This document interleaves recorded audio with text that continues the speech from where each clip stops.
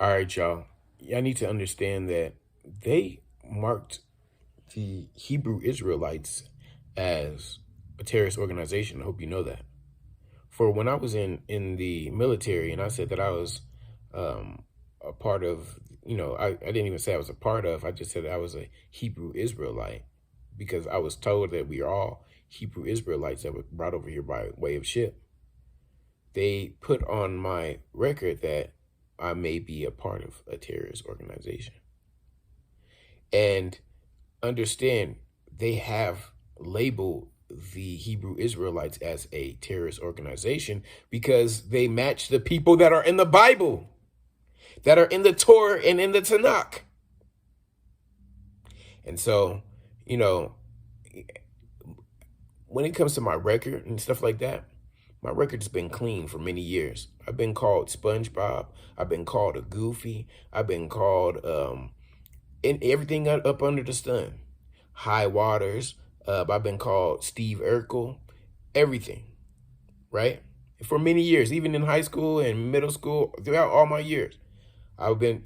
I remember one point in time, I had the FBI come to my mama's house because I had this boss, and he did something with some checks, and he asked me to deposit the checks or do something with the checks, and the FBI was watching me every time I would go and deposit the checks or do whatever he asked me to do with the checks. I didn't think anything of it, but they had videos and they told me that he did something illegal. But even then, they kind of even the FBI at that time frame called me a, you know what I'm saying, didn't say it out loud, but they just kind of said like I was naive, right? Like I'm kind of a naive type person. So throughout all these years, people, I've had a clean record. All these years. And when I come online and I try to talk about do my First Amendment rights, right? Talk about God or anything, I hear on the wall as soon as when I get ready to pick up, to turn on the internet, because these people are trying to, they're stopping, they're rerouting what I'm doing, or I don't know what they're doing. Even on my phone, I have to click twice on it because it's a double screen because it's been hacked. So that means it's being mirrored or something is doubled, right?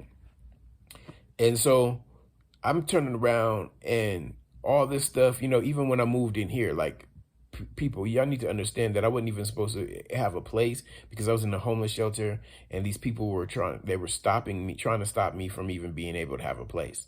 They're literally doing everything that they possibly can.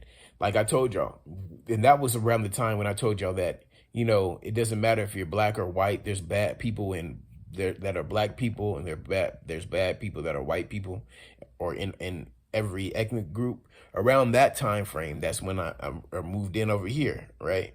And that still stands, right? If you're Esau and you're following me around and you're trying to sabotage me, you're a Gentile, because you're mad because I'm just reading the Bible, literally just reading, the Bible, and saying that this matches up with Black history. Then all of a sudden you hear on TikTok that they're trying to remove Black history from the history books, in Florida and down south, and then they're slowly trying to do it throughout America. That's just it. I'm just reading the Bible. That's it. If I'm reading the Quran to you, I'm just reading the Quran. If I'm reading the Torah, that's not. I'm just reading the Torah, that's not to you. But that does not give anybody any rights to violate my First Amendment right, nor Fourth Amendment right, because I don't give anybody any rights. And I say that on here just as clear as day. I don't give anybody rights to put any cameras in my apartment or anything.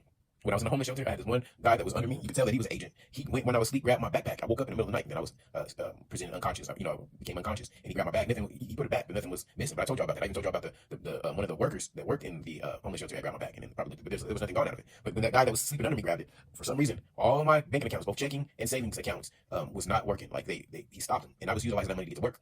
So like it was literally trying to stop my money flow. Period. Right.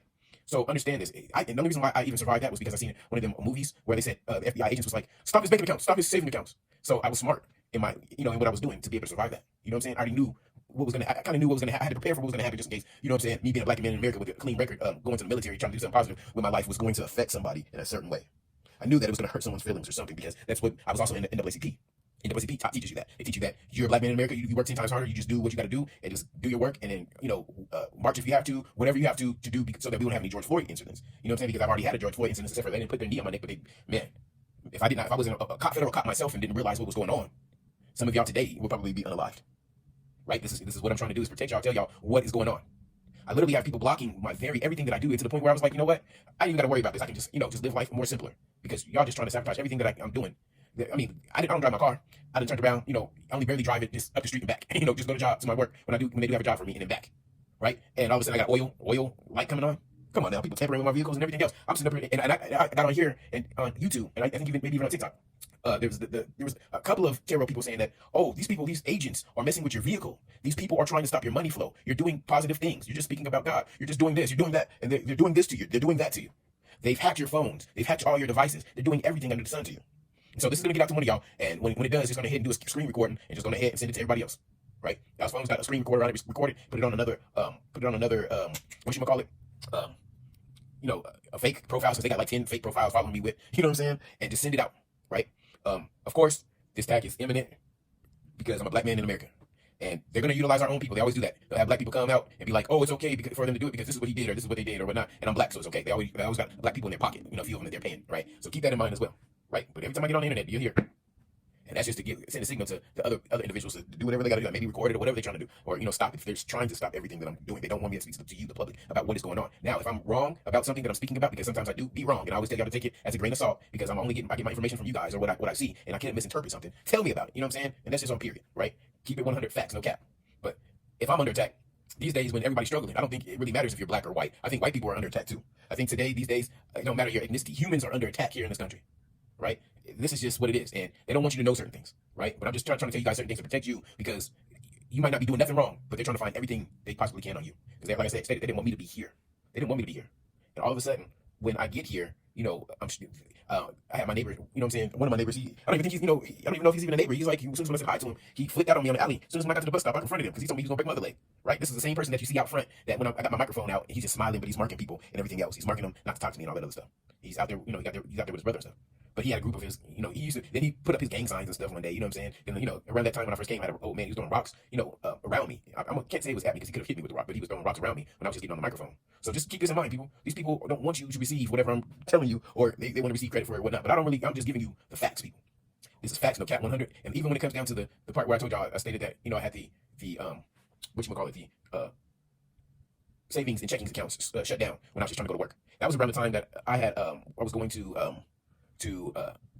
Uber, right? I was doing Uber and I had my other jobs, and I was trying to do everything that I can to get up out the situation. I was trying to do what I can.